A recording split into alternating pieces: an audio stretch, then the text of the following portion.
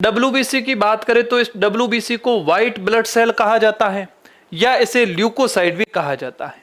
ठीक है, अब यदि इस ल्यूकोसाइट की बात करूं तो इस ल्यूकोसाइट की संख्या कितनी होगी? 6 से 8000 mm³ होती है। और जीवन काल की बात करें तो इसका जो जीवन काल है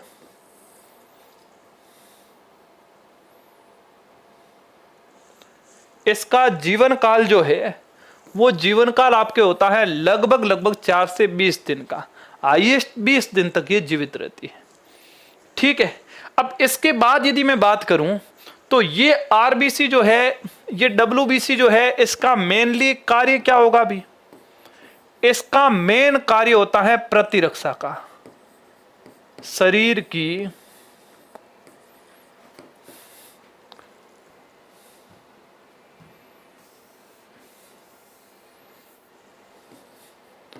शरीर में प्रतिरक्षा का कार्य करता है। और प्रतिरक्षा का निर्माण करेगा या प्रतिरक्षा का कार्य करेगा, इसका मतलब है शरीर की सुरक्षा करती है। इस कारण इस डब्ल्यूबीसी को क्या कहा जाता है? शरीर का सैनिक भी कहा जाता है। ठीक है, सिंपल सी बात है। संख्या 6 से 8000, जीवन काल 4 से 20 दिन का, कार्य क्या है? प्रतिरक्षा का। शरीर की सुरक्षा करेगी, यदि किसी ने आक्रमण किया तो उसके प्रति लड़ेगी या लड़ने वाले यौगिकों का निर्माण करेगी। तो प्रतिरक्षा का कार्य करती हैं, सैनिक की भांति कार्य करती हैं। इस कारण शरीर का सैनिक भी किसे कहा जाता है? डब्ल्यूबीसी को कहा जाता है। अब सिंपल सी बात है भी, यदि मैं इस डब्ल्यूबीसी की बात करूं, यदि मैं इस डब्ल्यूबीसी की बात करूं,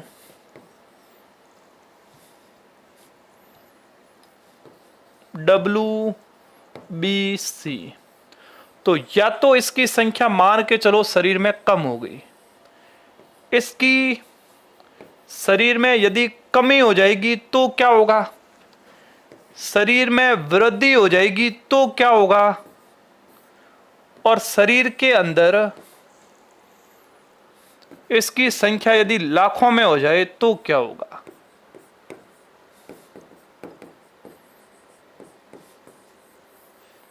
ठीक है, अब मान के चलो इस डब्ल्यूबीसी की शरीर में कमी हो गई। यदि डब्ल्यूबीसी की शरीर में कमी हो जाती है तो शरीर की सुरक्षा पर बुरा प्रभाव पड़ेगा।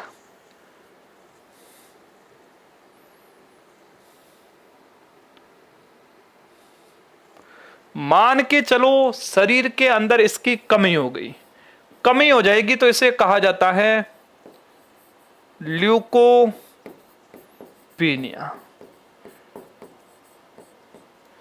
ठीक है, ल्यूकोपीनिया किसे कहते हैं भी?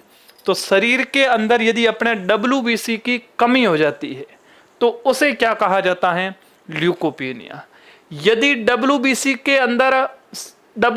की अपने ब्लड के अंदर वृद्धि हो जाती है, शरीर में डब्ल्यूबीसी की संख्या बढ़ जाती है, इसका मतलब क्या होगा भी?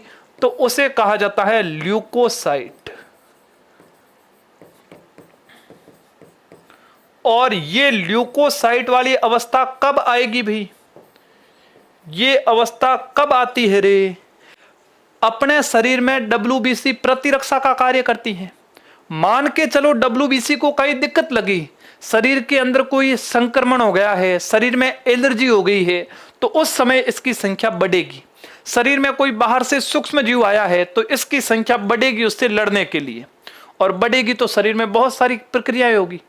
ठीक है, तो अपन कह सकते हैं अपने शरीर के अंदर जब एलर्जी होती है, ठीक है, या अपन कह सकते हैं शरीर के अंदर कोई संक्रमण होता है, तो उस संक्रमण के दौरान इसकी संख्या क्या हो जाती है? बढ़ जाती है। तो संक्रमण के दौरान इसकी संख्या बढ़ेगी, उसे कहा जाता है ल्यूकोसाइट। ठीक है, या ल्यूकोसाइटोसिस, साइटोसिस।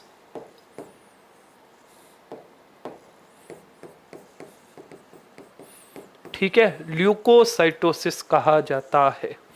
अब सिंपल सी बात है, यदि कमी हुई तो ल्यूकोपीनिया कहते हैं, यदि वृद्धि हुई किसके कारण हो सकती है, संक्रमण या एलर्जी के कारण, तो उसे ल्यूकोसाइटोसिस कहा जाता है। और यदि संख्या लाखों में हो गई तो उसे कहा जाता है ल्यूकेमिया।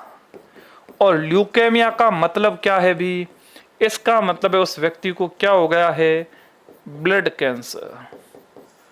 ठीक है, अब वैसे तो WBC की संख्या लाखों में नहीं हो सकती। ब्लड कैंसर का मतलब है पूरे ब्लड के अंदर कैंसर कोशिकाएं। अब कैंसर कोशिकाएं यदि शरीर में ज्यादा है तो उसमें प्रतिरक्षा का निर्माण करेगा, प्रतिरक्षा का निर्माण करना पड़ेगा, उससे लड़ने के लिए सैनिक बनाने पड़ेंगे। कौन बनाएगा, WBC।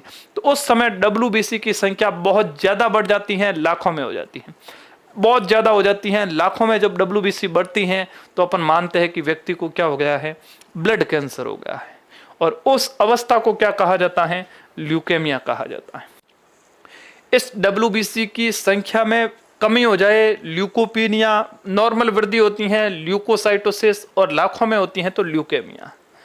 ये एलर्जी या संक्रमण के अंदर कारण धीरे धीरे बढ़ जाती हैं, लेकिन इतनी बढ़ रही हैं जिनकी कोई संख्या ही नहीं, अनलिमिटेड बढ़ रही है। मतलब क्या हो गया है व्यक्ति को, ब्लड कैंसर।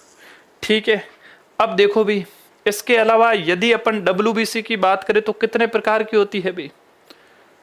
यदि मैं WBC की बात करूं तो WBC कितने प्रकार की होती है। WBC 2 प्रकार की होती है।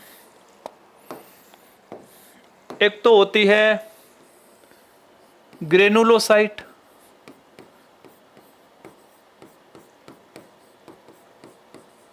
और एक कौन सी होगी भी, अग्रेनुलोसाइट।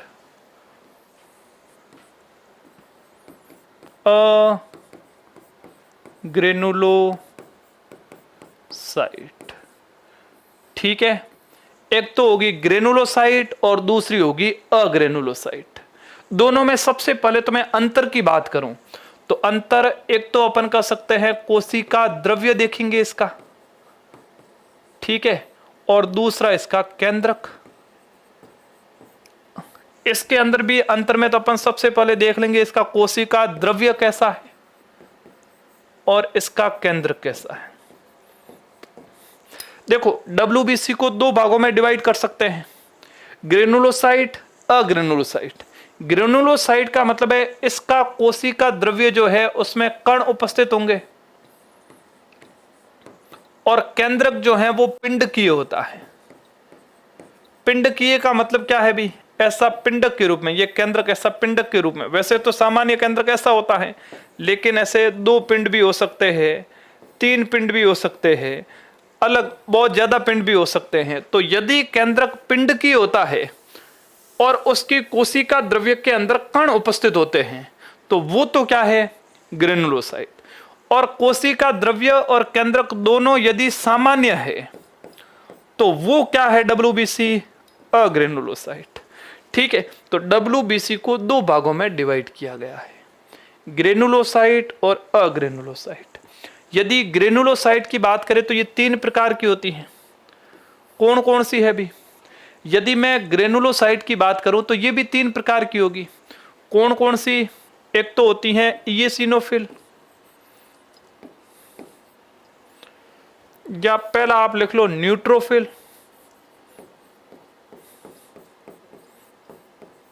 दूसरा है इसिनोफिल, और तीसरा है आपके बेसोफिल।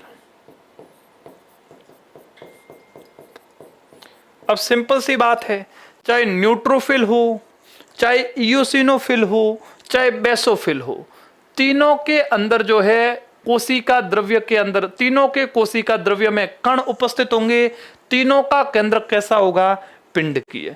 लेकिन कोशिका द्रव्य और केंद्रक सामान्य किसमें होगा, अग्रेनुलोसाइट। और ये कितने प्रकार की होती है, 2। ये तो 3 हो गए, और ये कितने प्रकार की है, 2। पहली कौन सी है भी, पहली है आपके मोनोसाइट,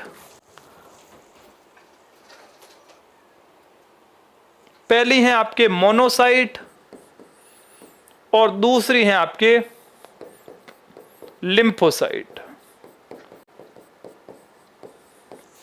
पहली तो है आपके मोनोसाइट और दूसरी कौन सी है, लिम्फोसाइट।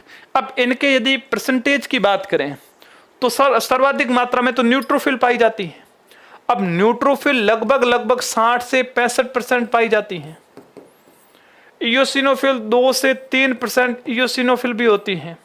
और बेसोफिल की बात करें तो 0 से लगभग 1% क्या होगी, बेसोफिल, या 0.1 से 1% जो है बेसोफिल भी हो जाती है। तो ग्रेनुलोसाइट का मतलब है कोशिका द्रव्य और केंद्रक। कोशिका द्रव्य के अंदर कण पाए जाते हैं। केंद्रक पिंड की होगा, 3 प्रकार की होगी, न्यूट्रोफिल, इयोसिनोफिल, बेसोफिल। परसेंटेज हमेशा बहुत बार मिलान वाले क्वेश्चन यहां से पूछ लेते हैं, या सीधा भी ऑप्शन से जो है परसेंटेज वाले क्वेश्चन पूछे जाते हैं, कौन सा कितना परसेंटेज होता है। लगभग 2 से 3% इयोसिनोफिल आपको मिल जाती है, न्यूट्रोफिल 60 से 65% और बेसोफिल लगभग 0.1 से या 0 से 1% तक आपको मिल सकती है। इसके अलावा मोनोसाइट की बात करें तो मोनोसाइट कितने परसेंट होगी भी, लगभग 20 से 25% मोनोसाइट भी हो जाएगी। और लिम्फोसाइट की अपन बात करें तो लगभग 6 से 8% जो है आपको लिम्फोसाइट मिल जाएगी। तो ये परसेंटेज भी आपको ध्यान में रखने हैं। कुल यदि बात करें तो 5 प्रकार हो गए, न्यूट्रोफिल, इयोसिनोफिल, बेसोफिल, मोनोसाइट, लिम्फोसाइट। 60 से 65% न्यूट्रोफिल, 2 से 3 इयोसिनो, 0.1 से 1 बेसोफिल, मोनोसाइट 20 से 25% और लिम्फोसाइट 6 से 7%। ये दोनों हैं इसके कोशिका द्रव्य और केंद्रक। सामान्य है तो अग्रेनुलोसाइट के अंदर है, और इनका कोशिका द्रव्य कण की होता है, कण उपस्थित है, और केंद्रक पिंड की होता है। ठीक है, तो ये दोनों भाग हो गए WBC के, और ये अपन पढ़ेंगे जब भी हमारी अगली क्लास होगी। जय हिंद, जय भारत।